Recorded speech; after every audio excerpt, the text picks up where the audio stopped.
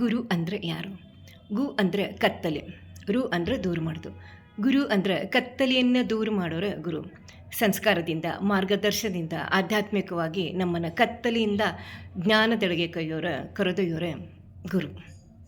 ನಮಗೆಲ್ಲರಿಗೂ ಗೊತ್ತೈತಿ, ನಿಮಗೂ ಗೊತ್ತೈತಿ, ನನ್ನ ಜೊತೆಗೆ ಹೇಳ್ರಿ.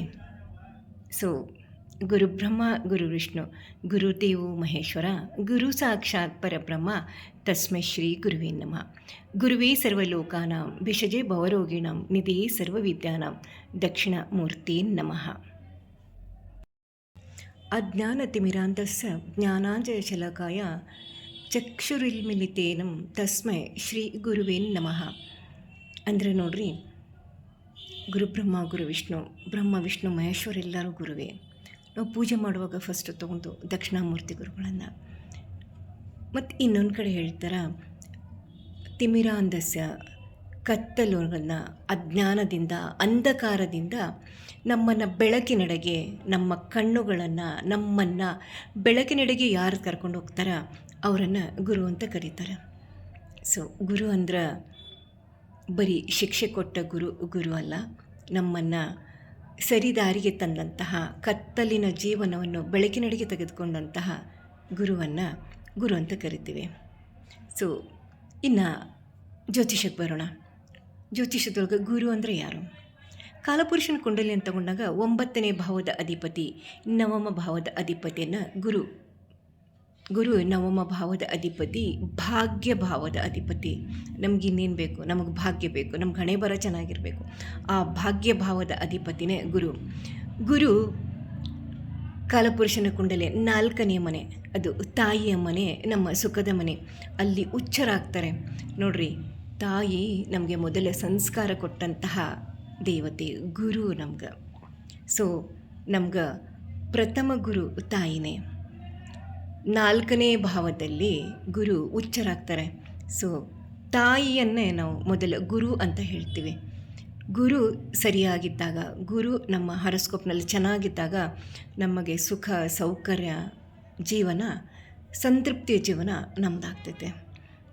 ಮತ್ತಿನ್ನು ಈ ಗುರುಪೂರ್ಣಿಮಾ ದಿವಸ ನಾವು ಏನು ಮಾಡ್ಕೋಬೋದು? ರಿಚುವಲ್ಸ್ ಮಾಡೋಕ್ಕೆ ಎಲ್ಲರಿಗೂ ಭಾಳ ಖುಷಿ.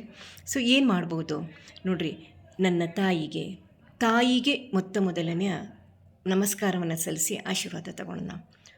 ಮತ್ತು ಗುರುವಿನಿಂದ ಆಶೀರ್ವಾದ ತಗೊಳ್ಳೋಣ. ನಿಮ್ಮ ಗುರುಗಳು ಯಾರೇ ಆಗಿರ್ಬೋದು. ಕೆಲವರು ದತ್ತಾತ್ರೇಯ, ಸಾಯಿಬಾಬಾ, ದಕ್ಷಿಣಾಮೂರ್ತಿ, ರಾಘವೇಂದ್ರ ಸ್ವಾಮಿಗಳು. ನಿಮ್ಗೆ ಯಾರು ಗುರುಗಳದಾರ, ಅವ್ರು ಯಾರೇ ಗುರುಗಳಿರಲಿ, ದೊಡ್ಡ ಹೆಸರು ಅಂತಲ್ಲ, ನಿಮ್ಮ ಗುರುಗಳು, ಅವ್ರ ಗುರುಗಳಿಂದ ಆಶೀರ್ವಾದ ತಗೊಳ್ರಿ. ಗುರು ಮಂತ್ರವನ್ನು ಜಪ ಮಾಡಿರಿ.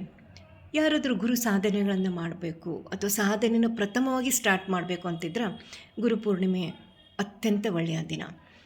ಮತ್ತು ಇನ್ನು ಅವಶ್ಯಕತೆ ಇದ್ದಂತಹ ಬಡ ಮಕ್ಕಳಿಗೆ ಅಂತ ಹೇಳೋದು ಬೇಡಲ್ಲಿ, ಅವಶ್ಯಕತೆ ಯಾಗೈತೆ ಆ ಮಕ್ಕಳಿಗೆ ವಿದ್ಯೆಗೆ ಅನುಕೂಲವಾದಂತಹ ಯಾವುದೇ ಇರ್ಬೋದು ವಸ್ತು ನಿಮಗೆ ಶಕ್ಯವಾದ ಮಟ್ಟಿಗೆ ದಾನ ಮಾಡಿ. ಮತ್ತಿನ್ನು ಗುರು ಅಂದರೆ ನೋಡ್ರಿ, ಯಾವಾಗ ನಾವು ಏನೋ ಒಂದು ನಿರ್ಧಾರಗಳನ್ನ ತೆಗೆದುಕೊಳ್ತಿರ್ತೀವಿ, ಯಾವುದೋ ಒಂದು ಸಂಪಾದನವನ್ನು ನಿಭಾಯಿಸ್ತಿರ್ತೀವಿ, ಏನೋ ಮಾಡ್ತಿರ್ತೀವಿ, ಅಲ್ಲಿ ಮೋಸ ಮಾಡೋಕ್ಕೆ ನಮ್ಗೆ ಜಾಸ್ತಿ ಅವಕಾಶ ಐತಿ. ಆದ್ರೂ ನಮ್ಮದು ಒಂದು ವಿಚಾರ, ನಮ್ಮ ದೃಷ್ಟಿ ಅಥವಾ ನಮ್ಮ ವಿವೇಕ, ನಮ್ಮ ವಿಮರ್ಶೆ, ನಮ್ಮ ವಿವೇಚನೆ ಎಲ್ಲ ಸೇರಿ ಒಂದು ಅರಿವು ಬರುತ್ತೆ ನಮಗೆ. ಇದು ಸರಿಯೋ ಅಲ್ಲ, ಆ ಒಂದು ಸರಿಯೋ ತಪ್ಪೋ ಅಂತ ಒಂದು ಅರಿವು ಬರುತ್ತಲ್ಲ, ಅದು ಕೂಡ ಮಹಾನ್ ಗುರು. ಈ ಅರಿವನ್ನು ಕೊಡುವಂತಹವರು, ಹಿಂದೆ ನಮ್ಗೆ ಆಶೀರ್ವಾದ ನೀಡಂತಹ ಆ ಗುರುಗಳೇ. ಆ ಗುರುಗಳ ಆಶೀರ್ವಾದ ಸದಾ ನಮ್ಮ ಜೊತೆಗಿರಲಿ.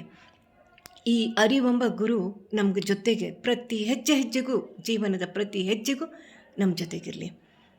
ಸೊ ನಮ್ಮ ಕಡೆ ಹೇಳ್ತೀವಿ, ಹಣೆ ಬಂದಂತಹ ಆ ಹರ ಯಾರೇ ಇರಲಿ, ಆ ಹರ ಮುನಿದರು ಗುರು ಕಾಯುವನು ಅಂತಾರೆ.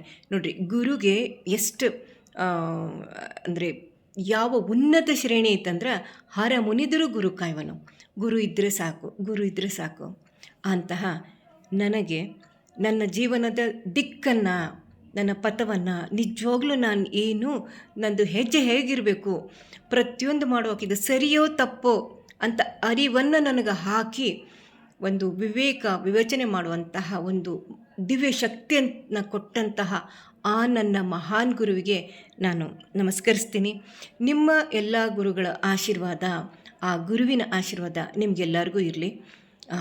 ನಮ್ಮ ಜೀವನ ಕತ್ತಲೆಯಿಂದ ಆ ಬೆಳಕಿನೆಡೆಗೆ ಹೋಗಲಿ. ಅರಿವು ಗುರಿವಾಗಿರಲಿ. ಆ ಗುರು ನಮ್ಮ ಹಿಂದೆ ಯಾವಾಗಲೂ ಇರಲಿ. ಸೊ ಇಲ್ಲಿವರೆಗೂ ಈ ವಿಡಿಯೋನ ನೋಡಿದ್ದೀರಾ.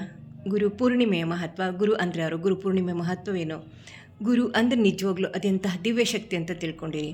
ಸೊ ಅರಿವೇ ಗುರು ಇರಲಿ, ಅಥವಾ ನಿಮ್ಮ ಗುರುವಿನ ಹೆಸರಿರಲಿ, ಅಥವಾ ಓಂ ಗುರುವೇ ನಮಃ ಇರಲಿ ಅಂತ ಒಂದು ಕಮೆಂಟ್ ಮಾಡಿ. Thank you. Astrology by Vijay ಚಾನಲನ್ನು ಸಬ್ಸ್ಕ್ರೈಬ್ ಮಾಡಿರಿ, ಶೇರ್ ಮಾಡಿರಿ, ಫೀಡ್ಬ್ಯಾಕ್ ಕೊಡಿ. Thank you. ಧನ್ಯವಾದಗಳು.